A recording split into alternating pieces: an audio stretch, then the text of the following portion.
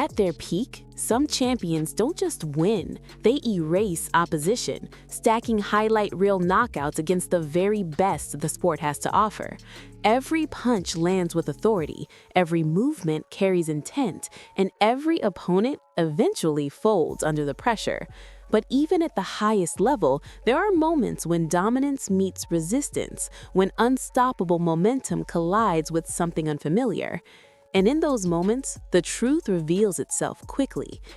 By the end of 2022, Naoya Inoue had already built an aura that felt almost untouchable. Undefeated and devastating, he had carved through the bantamweight division with a blend of speed, precision, and raw power that made elite fighters look ordinary. Titles from the WBA, IBF, and WBC rested around his waist, but one final piece remained, the WBO belt held by Paul Butler. On paper, it looked like a formality, a final step toward undisputed glory. But boxing has a way of exposing even the smallest cracks, and every fight carries its own tension. From the opening bell, the difference was undeniable. Inoue didn't rush recklessly, he advanced with calculation, cutting off the ring inch by inch, forcing Butler into uncomfortable spaces. Every jab wasn't just a setup, it was a message.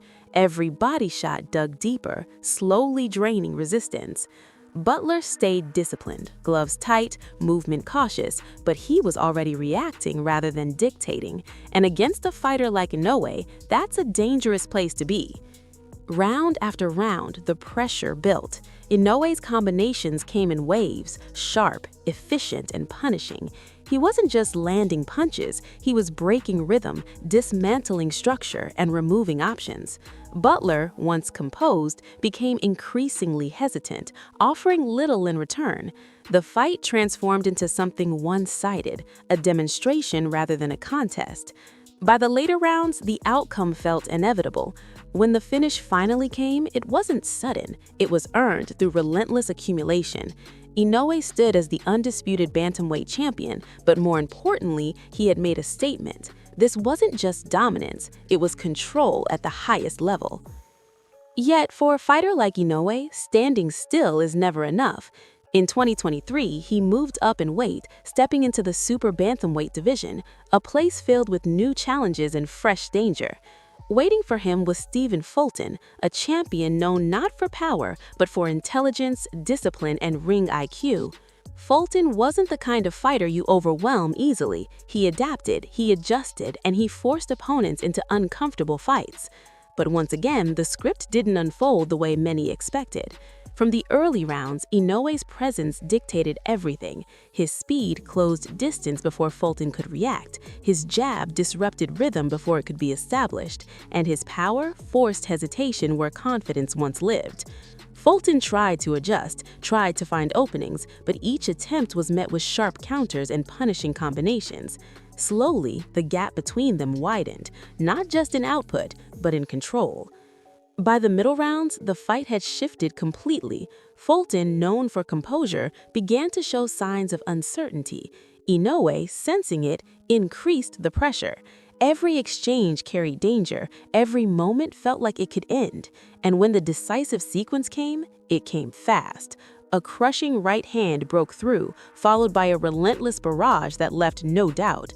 The stoppage wasn't just a victory, it was a takeover. Inoue had entered a new division and immediately made it his own. But even greatness faces moments of adversity, and in May 2024, under the bright lights of the Tokyo Dome, that moment finally arrived. Across the ring stood Luis Neri, a dangerous and unpredictable opponent with power and nothing to lose. From the opening round, the tension was different. Neri came forward aggressively, taking risks, forcing exchanges.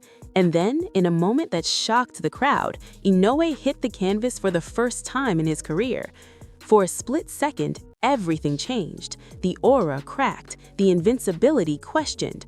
But what defines greatness isn't avoiding adversity, it's responding to it. And Inoue's response was immediate. He didn't panic, he adjusted. Returning to his fundamentals, he began to rebuild control. Jab first, then combinations, then pressure. The body shots returned, digging into Neri's stamina. The timing sharpened, the accuracy improved, and slowly the momentum shifted back. Neri, once confident, began to feel the weight of every exchange. Each mistake became more costly, each opening was punished. By the later rounds, the tide had fully turned. Inoue was no longer reacting, he was hunting. The combinations flowed effortlessly, mixing speed with devastating impact. And when the final sequence came, it was unmistakable. A clean right hand crashed through, sending Neri down, sealing another emphatic finish. Inoue hadn't just recovered, he had reasserted dominance. These moments define the legacy of Naoya Inoue, not just the knockouts, not just the titles, but the ability to adapt, to overcome, and to dismantle elite competition at every level. He doesn't simply beat opponents, he solves them, step by step, until there's nothing left to figure out. And the most unsettling part for the rest of the division is this: he's still evolving, still improving, still climbing. Because when a fighter like this reaches the peak, the conversation stops being about who can beat him. It becomes about how far he can go, how much he can achieve, and whether what we're witnessing is not just greatness, but something even rarer. So what do you think? Has Naoya Inoue already secured his place among the all-time greats, or is his most dangerous chapter still ahead? And who, if anyone, has the tools to truly challenge him at this level? Let me know your thoughts, and if you enjoyed this breakdown, make sure to like the video, subscribe to the channel, and stay tuned for more deep dives into boxing's most electrifying moments.